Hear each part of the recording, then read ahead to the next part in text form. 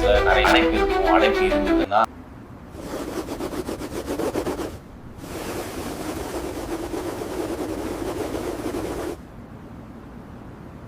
Doctor Aravind. இந்த வீடியோவில் என்ன பார்க்கலாம் அப்படின்னா, டயபெட்டிக் பேஷண்ட்ஸில் நிறைய பேருக்கு காலில் வந்து பிளட் ஃப்ளோ கம்மியாக இருக்கும். நாளங்கள் வந்து அதில் அடைப்பு இருக்கும். அடைப்பு இருந்ததுன்னா அவங்களுக்கு தெரியாது. நம்ம இதை எக்ஸ்பிளைன் பண்ண நினைக்கிறப்பையும் பேஷண்ட்ஸ்க்கு வந்து ரொம்ப கஷ்டமாக இருக்குது புரிஞ்சுக்கிறதுக்கு. ஏன்னா கண்டிப்பாக நம்ம ஃபஸ்ட்டு இப்போ நம்ம ஹார்ட்டுக்கு அட்டாக் வருது, பிளட் ஃப்ளோ கம்மியாகுது. எங்கேயுமே பிளட் ஃப்ளோ கம்மியானால் சிவியர் பெயின் இருக்கும். ஸோ அந்த மாதிரி பிளட் ஃப்ளோ கம்மியானால் காலுக்குமே வந்து பெயின் தெரியணும். பட் அந்த பெயின் அவங்களுக்கு தெரியறது இல்லை. ஸோ அதனால் அவங்களுக்கு அது புரிஞ்சுக்கிறதுக்கும் கஷ்டமாக இருக்குது.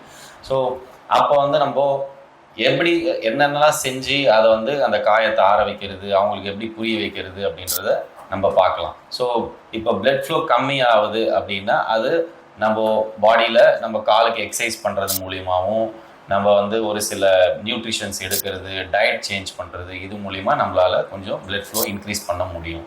ஸோ செகண்ட் பாயிண்ட் பார்த்தீங்க அப்படின்னா அது வந்து ஒரு சில பிளட் தின்னிங் மெடிசன்ஸ் இருக்குது. எப்படி வந்து நம்ம ஃபஸ்ட் ஹார்ட்டுக்கு பிளாக் இருக்குது அப்படின்னு தெரிஞ்சது அப்படின்னா நம்ம எப்படி ஹார்ட் மெடிசன்ஸ் எடுத்துக்கிறோமோ அதே மெடிசன்ஸ் தான் வந்து நம்ம மோஸ்ட்லி செகண்ட் ஹார்ட்டான நம்ம கால்களுக்குமே வந்து அந்த பிளட் தின்னிங் மெடிசன்ஸ் எடுக்கிற மாதிரி இருக்கும்.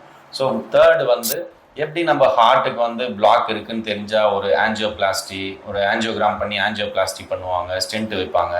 அதே மாதிரி சேமாக நம்ம காலுங்களுக்குமே ரத்த நாளங்கள் வந்து அடைப்பாகிறப்போ நம்ம அதே மாதிரி ஆஞ்சியோகிராம் பண்ணணும், ஆஞ்சியோபிளாஸ்டி பண்ண வேண்டிய சுச்சுவேஷன்ஸ் வரலாம். இதெல்லாம் எப்போ வரும் அப்படின்னா மோஸ்ட்லி அந்த காயம் வந்த அப்புறம் நம்ம இதெல்லாம் பண்ண வேண்டிய சுச்சுவேஷன்ஸ் வரலாம்.